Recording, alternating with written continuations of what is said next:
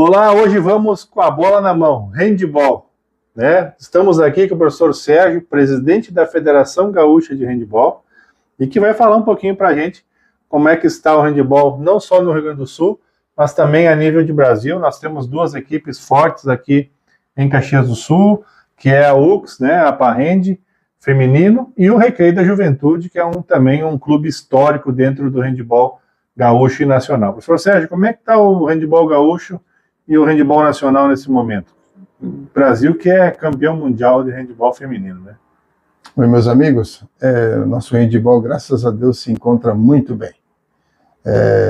As equipes da Serra Gaúcha têm um tradicional histórico de participações em eventos nacionais. A Parrende disputou muitos anos a Liga Nacional, onde você era o técnico, e deixou um legado de criação de atletas, de fomentação de seres humanos com uma formação integral. Hoje, quando nós vemos algumas atletas que desenvolvem suas atividades funcionais na cidade de Caxias do Sul, isso é mérito de um trabalho, de um projeto desenvolvido naquela época, que deixa no histórico do handball. E o handball do Recreio da Juventude? O Recreio da Juventude é tradicional. Ele disputa os campeonatos brasileiros.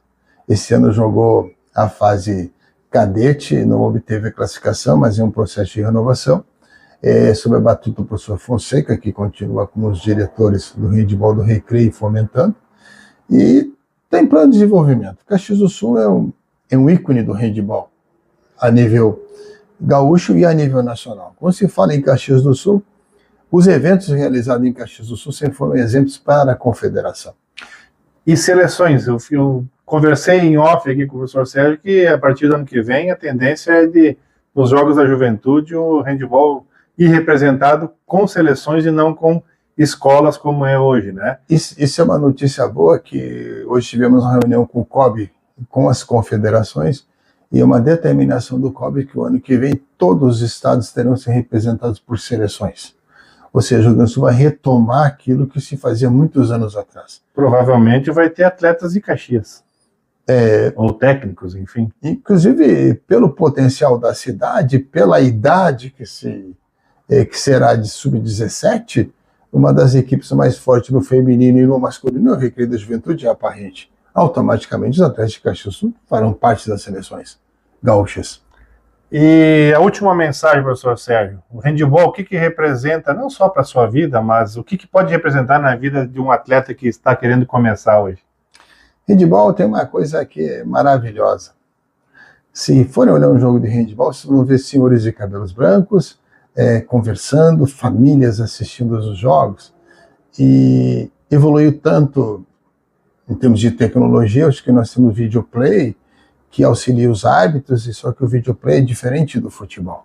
Somente os árbitros e o delegado de competição podem utilizar uma proteção para os atletas. Isso é um sinônimo de crescimento da modalidade.